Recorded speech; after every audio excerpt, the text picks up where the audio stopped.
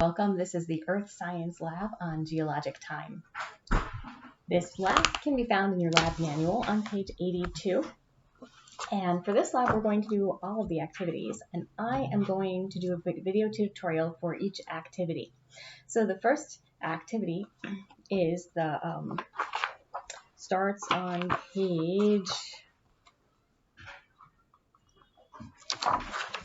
first activity starts on page 90, but especially if you haven't read the geologic time section in the textbook yet or done any of that work in your class, please make sure you read the background information. All of the answers in the first few activities will be answered in the textbook or in the first few pages of the lab. So make sure you read that background information before you start answering the questions. So for activity number 1, the first couple of questions are just based on the principle of uniformitarianism, and there's a little explanation of the principle of uniformitarianism in the first few pages. So if you go back to page 82, it states the principle of uniformitarianism. Okay. And then for question number 3, put the sedimentary rock layers A through D in the photograph below in order from youngest to oldest, with the youngest on top. So the only mistake students sometimes make with this one is mixing up the order. So in geology, we kind of start to think backwards and do things from the ground down. So if you think about how ocean sediments are deposited underneath the water, I'm going to draw some things for you on the board here. So here's our ocean. And sediments very slowly trickle down through the water. If you could think about dropping breadcrumbs or dropping a pretzel into the water for fish. If there's no fish that grabs it, it'll usually float for a while and then slowly sink down. Maybe if you put some crumbs in, you'll see them dusting down to the bottom. So they fall very slowly down. Get this up for you so it's out of the glare. So they fall very slowly down. Down they go until they hit the bottom of the ocean. So let's say the bottom floor is the orange layer here.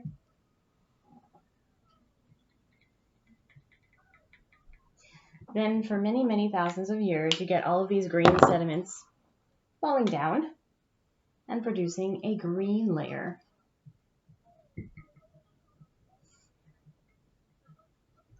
And at some point in time,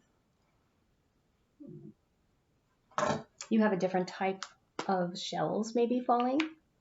So these shells are no longer around, they've gone extinct, and now we have red shells falling, and they fall very slowly, and as they fall, they're falling and dropping down horizontally, so they leave these horizontal layers of sediments.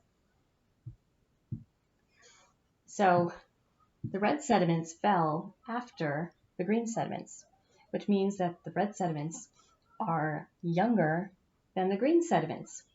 And the orange stuff that's on the very bottom is the oldest. So if I were to put these in order from oldest to youngest, which is how geologists think, the oldest would be on the bottom and the youngest would be on top. So the orange here is the oldest, and the red is the youngest. And the green is sandwiched in between. Let's say I know how old the oldest one is, and I know how old the youngest one is, but I don't know how old the green one is. I can guesstimate the age of the green one because I know that it's in between the age of the oldest and the youngest rocks. So that is basically how we figure out the age order, the relative age order of rocks.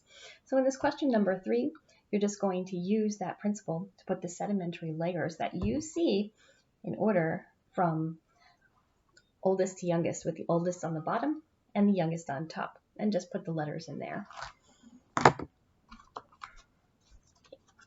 You can pause the video and finish those questions and restart when you're ready for activity number 2.